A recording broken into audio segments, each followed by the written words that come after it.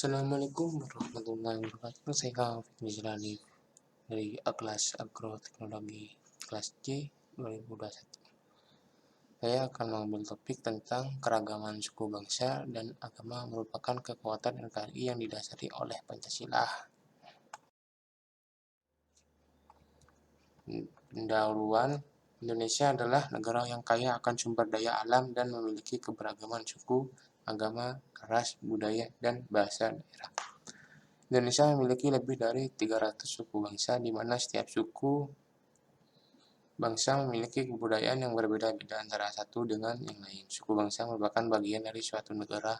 Keragaman budaya bisa menjadi peluang kekuatan dalam membangun bangsa jika keragaman budaya itu dikelola dengan baik, namun bisa menjadi ancaman perpecahan bangsa bila tidak mampu mengelolanya. Peluang kekuatan itu bisa tercipta ketika orang berkumpul bersama dalam keragaman tersebut, namun dapat menjadi ancaman ketika orang sulit untuk bersosialisasi, lebih banyak menutup diri, tidak mau membuka pikiran, lebih banyak mempertimbangkan sesuatu dari satu sisi, egois.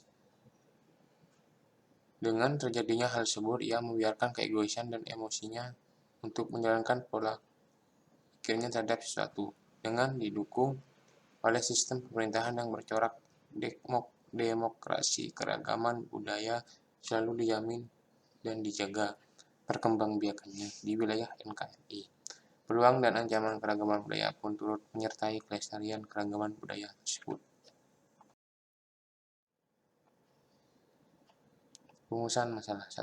Apa itu budaya dan keragaman budaya? 2. Bagaimana mengelola keragaman budaya? 3. Bagaimana cara menyikapi perbedaan budaya di masyarakat? Pembahasan masalah. Yang pertama, budaya dan keragaman budaya. Budaya dan kebudayaan dalam Kamus Besar Bahasa Indonesia. Budaya berarti pikiran, akal budi, adat istiadat, dan sesuatu yang sudah menjadi kebiasaan yang sudah sukar diubah dalam keseharian kita. Budaya sering diartikan sebagai kebiasaan yang sudah mengakar lama hingga dianggap berasal dari suku atau struktur genetika seseorang. Kebudayaan berarti hasil kegiatan dan penciptaan batin atau akal budi manusia seperti kepercayaan, kesenian, dan adat istiadat, dan juga keseluruhan pengetahuan manusia sebagai makhluk sosial yang digunakan untuk memahami lingkungan serta pengalamannya dan yang menjadi pedoman tingkah lakunya. Menurut Raymond Williams, pengamat dan kritikus kebudayaan terkemuka, kata budaya kultur pada awalnya dekat pengertiannya dengan kata kultivasi, cultivation, yaitu pemeliharaan ternak, hasil bumi, dan upacara-upacara religius yang kemudian muncul istilah kultus atau kultus. Sejak abad ke-16 hingga 19, istilah ini mulai diterapkan secara luas untuk pengembangan akal budi manusia dan sikap perilaku pribadi lewat pembelajaran.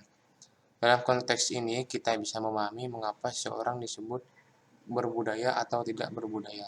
Selama periode panjang ini pula istilah budaya diterapkan untuk entitas yang lebih besar, yaitu masyarakat sebagai keseluruhan, dan dianggap merupakan padanan kata dari peradaban.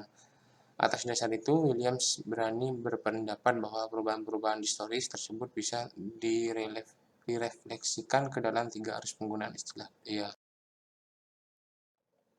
Tiga arus penggunaan istilah budayanya yaitu: 1. Mengacu pada perkembangan intelektual, spiritual, dan estetis dari seseorang, individu, sebuah kelompok, ataupun masyarakat. 2. Yang mencoba memetakan hasanah kegiatan intelektual dan artistik sekaligus produk-produk yang dihasilkan seperti film, benda-benda seni, dan teater. Dalam penggunaan ini budaya kerap diidentikan dengan istilah kesenian. 3. Menggambarkan keseluruhan secara hidup, berkegiatan, keyakinan-keyakinan, dan adat kebiasaan sejumlah orang, kelompok, atau masyarakat. Keragaman budaya. Keragaman atau keberagaman plurality adalah sebuah tren yang pada saat sekarang berhadapan dengan sebuah proses lain yang membuat dunia ini menjadi desa global village, sebuah desa yang dicirikan oleh kekuatan kapitalisme di bidang ekonomi dan informasi. Selain itu, keragaman budaya adalah kumpulan budaya yang berbeda dengan saling menghormati perbedaan dalam budaya orang lain. Ini juga bisa berarti berbagai manusia dan masyarakat atau budaya di daerah tersebut tertentu atau di dunia secara keseluruhan. Jacques Derrida menekankan keragaman dalam keanekaan cara berpikir dan pendekatan terhadap teks yang ada. Derrida memang memproklamasikan kebebasan untuk mengeksplorasi realitis atau teks yang akan membawa pada keberagaman makna atau polisemi. Menurutnya, setiap komunitas mempunyai cara pandang sendiri yang tentu saja dipengaruhi oleh situasi dan sejarah. Tidak bisa dipungkiri lagi bahwa budaya saat ini tidak lagi hanya dimiliki oleh satu kelompok dalam wilayah tertentu, tapi budaya dalam keberagaman sudah menjadi konsumsi dan milik semua orang tanpa dibatasi oleh ruang atau wilayah tertentu.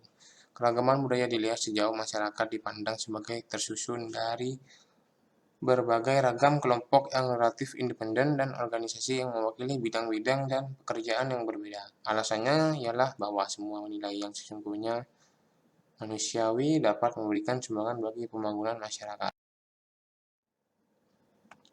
Yang kedua, mengelola keragaman budaya. Pada era globalisasi saat ini, mengelola suatu bangsa yang luas dan besar seperti bangsa Indonesia tentu bukan merupakan hal yang mudah. Tantangan globalisasi menjadi bagian dari tantangan yang bersifat eksternal. Selain dari tantangan, bahkan ancaman yang berasal dari keanekaragaman budaya dan suku bangsa yang bersifat internal. Keragaman suku bangsa yang ada di tanah air merupakan kekuatan bangsa Indonesia. Kemampuan untuk mengelola keragaman suku bangsa yang besar diperlukan untuk mencegah terjadinya perpecahan yang akhirnya akan mengganggu kesatuan bangsa. Etnosentrisme yang dilestarikan hanya akan menghilangkan kekuatan bangsa. Menanggapi hal ini, Michel Foucault 9 memberi pemahaman untuk mengelola keragaman budaya dengan terlebih dahulu mengajak kita memahami manusia sebagai pengelola keragaman budaya. Ia melihat manusia sebagai subjek rasional yang memiliki kesadaran akan kolektivitas dan pluralitas peradaban. Maka manusia sebagai anggota etnis tertentu harus mengeksplorasi keberadaannya melalui usaha-usaha menafsirkan kebenaran, membangun sistem makna, serta merumuskan tujuan dan arah hidup, baik secara personal maupun kolektif dengan berpijak pada kearifan lokal masing-masing etnis. Dengan demikian, setiap etnis pun memiliki hasrat dan kemauan untuk membangun dialog antar peradaban dan etnis. Oleh karena itu, untuk bisa mengelola keragaman budaya, kita harus kembali untuk menyadari hakikat dari diri kita sendiri sebagai makhluk rasional yang mampu menciptakan berbagai ilmu pengetahuan dan teknologi. Kesadaran ini akan mendorong kita untuk bisa memaknai keragaman budaya. Yang ketiga, menyikapi perbedaan budaya di masyarakat. Menyikapi perbedaan bukanlah hal yang mudah dan bukan pula hal yang susah bila kita mau berusaha. Perbedaan budaya adalah bukan pemicu pertengkaran dan perpisahan atau perselisihan, tapi perbedaan budaya sungguhnya kekayaan bila kita mau berpikir positif. Kesadaran budaya sangatlah dibutuhkan dalam mengelola perbedaan budaya yang ada. Hal ini dikarenakan oleh seringnya perbedaan budaya yang menimbulkan konflik-konflik yang ada di dalam masyarakat. Masyarakat terkadang lupa pada dasarnya setiap masyarakat memiliki pola dan corak kebudayaan yang berbeda satu sama lain. Budaya yang berkembang di masyarakat sejak dahulu membuat masyarakat di Indonesia pada saat ini harus sadar bahwa mereka mempunyai budaya yang berbeda-beda dan kaya.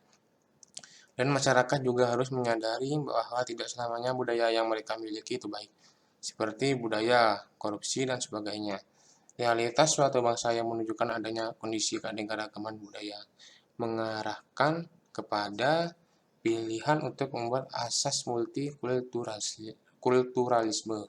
Dalam asas multikulturalisme ada kesadaran bahwa bangsa itu tidak tunggal, tetapi terdiri dari atas sekian banyak komponen-komponen yang berbeda. Multikulturalisme menekankan prinsip tidak ada kebudayaan yang tinggi dan tidak ada kebudayaan yang rendah di antara keragaman budaya tersebut. Semua kebudayaan pada prinsipnya sama-sama ada dan karena itu harus diperlakukan dalam konteks duduk sama rendah dan berdiri sama tinggi. Asas itu pula lah yang diambil oleh Indonesia yang kemudian dirumuskan dalam semboyan yaitu Bhinneka Tunggal Ika. Kesimpulannya, Kesimpulannya, keragaman suku dan budaya sangatlah penting bagi negara kita, karena di negara kita terdapat banyak suku dan budaya yang harus diperhatikan. Dan semua suku dan budaya harus disamaratakan, tidak ada yang lebih tinggi derajatnya maupun di bawahnya, karena kita semua Bhinneka Tunggal Ika. Dan yang merupakan semboyan bangsa kita yang mengungkapkan persatuan dan kesatuan yang berasal dari keanekaragaman. Walaupun kita terdiri atas berbagai suku yang beraneka-ragaman budaya daerah, namun kita tetap satu bangsa Indonesia, memiliki bahasa dan tanah air yang sama, yaitu bahasa Indonesia dan tanah air Indonesia. Begitu juga bendera kebangsaan merah putih sebagai lambang identitas bangsa, dan kita bersatu padu di bawah falsafah dan dasar negara Pancasila.